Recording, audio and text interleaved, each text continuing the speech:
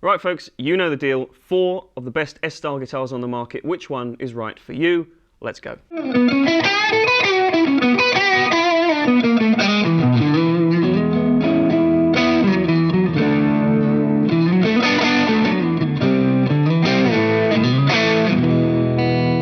In the spirit of some of the other videos we've done recently where we took a closer look at kind of the archetype sound of a Les Paul, the best kind of overall telly sound to go for, as well as focusing on some instruments that give you that chimey thing. Time to do probably the most revered, the most popular category of guitar, electric guitar out there, which is the humble Stratocaster. Now I say this is probably the most important one because it seems like out there on the internet at least, Strat players are probably the most precious about their guitar. They're certainly among the most particular about what goes into an instrument and how it can work for them.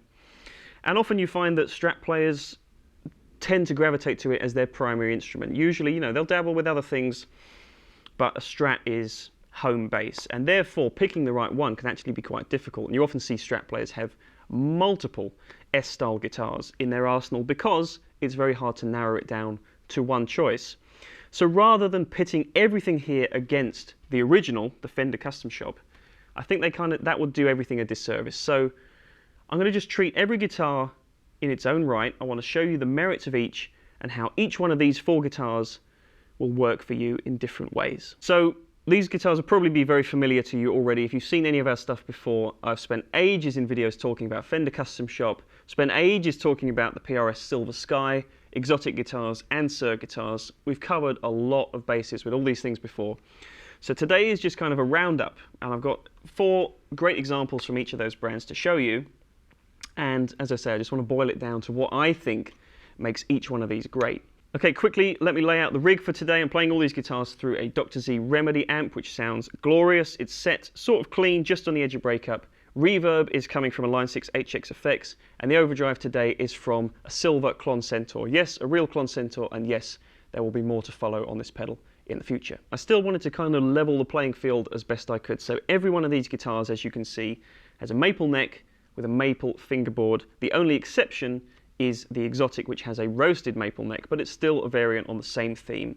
So you kind of get a little bit more of a direct comparison of the tone of each of these guitars, despite the fact that they do not do the same things tonally. Now, as I've already said, this is not a direct comparison to this guitar. I want to show you, though, how everyone sounds in a kind of similar musical context. So you're going to hear a few clips very quickly of each guitar, me playing the same kind of thing on each, so you get an idea of how they all fit into that particular context.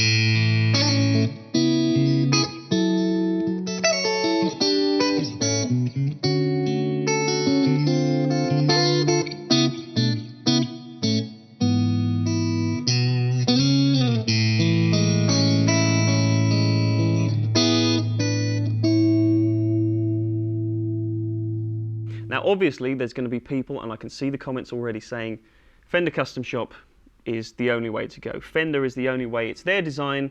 They invented it. Why would you ever look for anything else?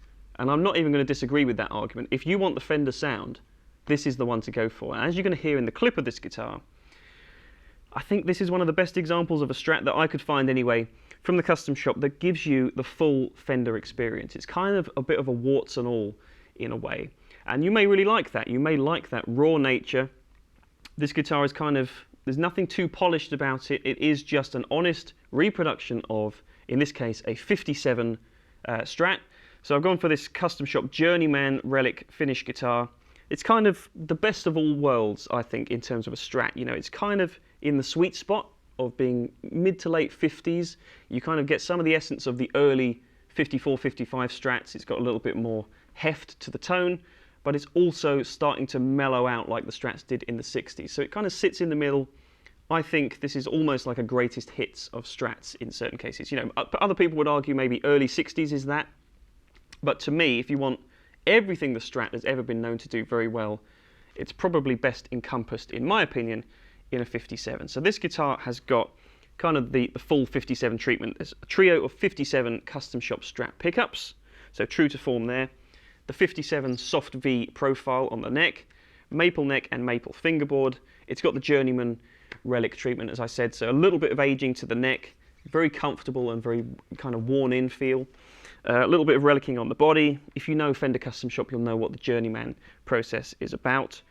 This is just one of those great examples, and like I said, it doesn't hide anything. You know, you kind of have to work a little bit harder on a Fender Custom Shop, I think, to get the same level of linear playing style out of it. So if you're a kind of player that's been used to more modern contemporary instruments, it's going to take a bit of adapting to this guitar because it is so honest and revealing. And if you are a true die-hard Strat fanatic, then no other option will do. This is what you've got to go for. And hopefully in the clip that you're going to hear, I'll try and emphasize everything that a good Fender Custom Shop can do if you know it's the right tool for the job you want it for.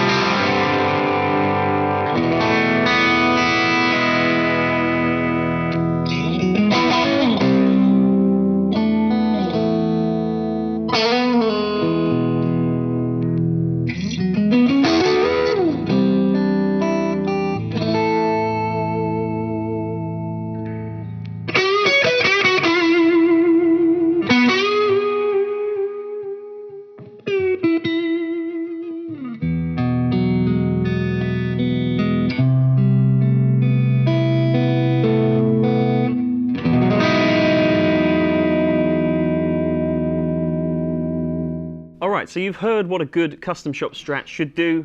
That is the benchmark, if you like, for a lot of people out there. But I do not want to discredit any of these other guitars by directly comparing it to that sound, because there's been so many advancements in the dozens and dozens of years since the Strat first debuted that naturally players are going to gravitate to different things for different jobs. And to my mind, one of the very best proponents of this kind of modernization of a Strat theme is Suhr. And they do several different versions of it, but perhaps the closest to the original is going to be this. So this is a Classic S Antique. So the Antique range features a lot of traditional Strat elements. So for example, you've got a nitro finish on this guitar, whereas most other Suhr guitars are finished in a poly finish. So the nitro coupled with V63 single coil pickups in this guitar give this a little bit more of a vintage, original kind of a tone, though it still feels, sounds and plays like a Suhr. So what I mean by that is that you often find Suhr guitars have a little bit of a fatter, rounder tone. You also have the silent single coil system in this guitar, which means that there's none of that nasty single coil hum, but you still get the single coil tone.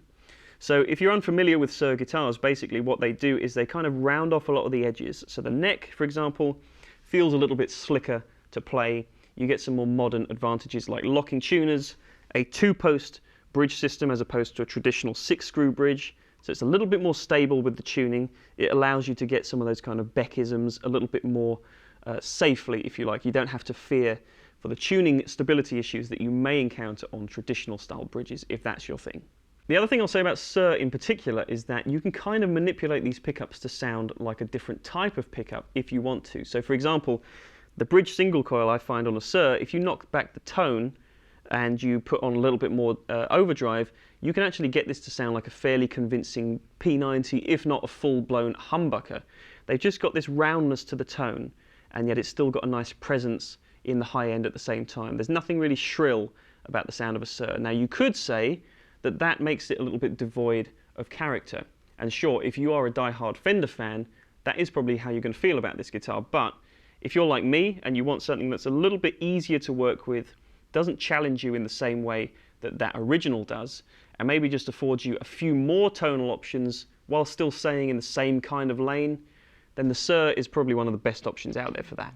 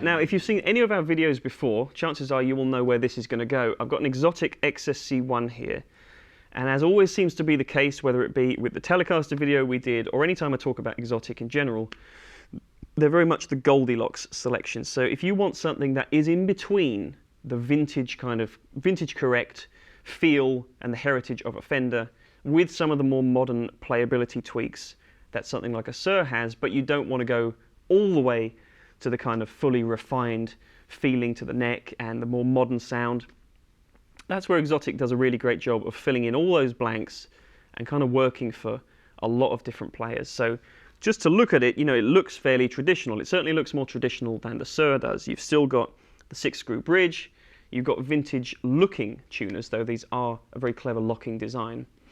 The neck on these guitars follows a little bit more of a traditional feel as well. It's a 9.5-inch radius on these guitars, no compound. So what that means is it just feels a little bit fuller all the way up the neck, from the low up to the high as well.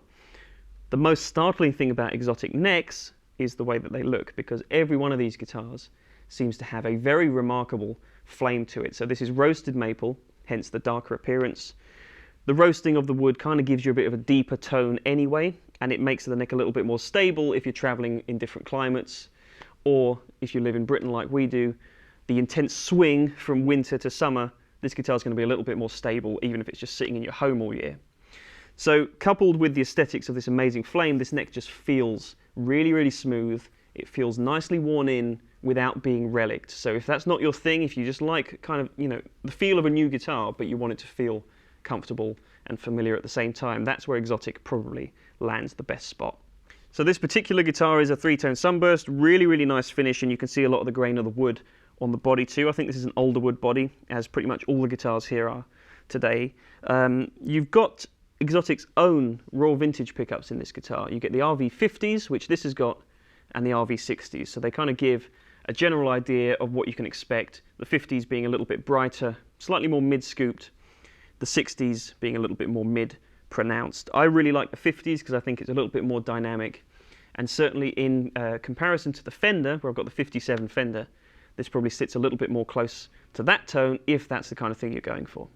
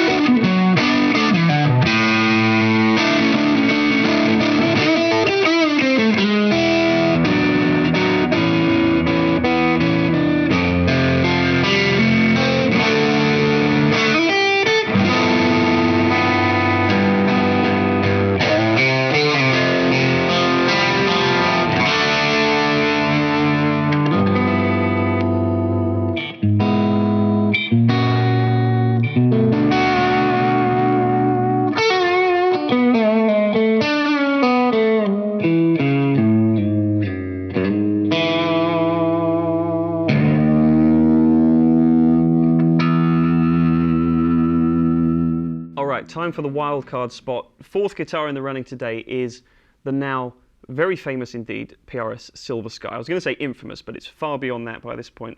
Everybody knows about this, and I'm sure you have an opinion on it one way or the other.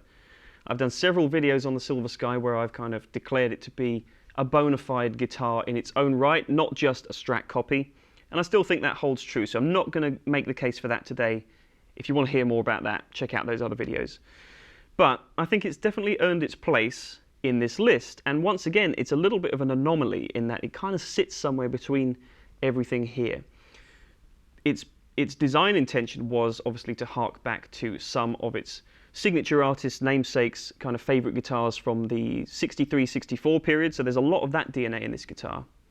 But this particular version with the all maple neck happens to be my favourite, my preferred variant of it. It adds something different to the tone. It adds more top end. The pickups, in comparison with the maple neck, I think have this really nice balance of being bright enough to cut and to give you those chimey cleans, but also it's got enough solidity to it to work with gain tones as well. So the way I kind of think about the Silver Sky is that it is the 21st century version of this guitar, and whether you like it or hate it, I think it's interesting that it has turned a whole new generation of players onto the S-style guitar again, and maybe they wouldn't have considered it before. It feels like a slightly more high-tech, modernized version of a classic formula, and I think that's only a good thing. If that is something that you want, this is a great version of that exact kind of formula. Now, one thing I'll say the Silver Sky has in its strength, perhaps more than anything else here, is that it's incredibly percussive sounding. Maybe it's due to those slightly brighter sounding pickups or the maple neck on this guitar, but it works really well if you are a predominantly rhythm player, though of course it's got great lead tones in it as well for single note lines. But you're just going to hear I wanted to put across how great this sounds, how dynamic this sounds when you're going for some more percussive rhythm tones, as a lot of Strat players tend to do.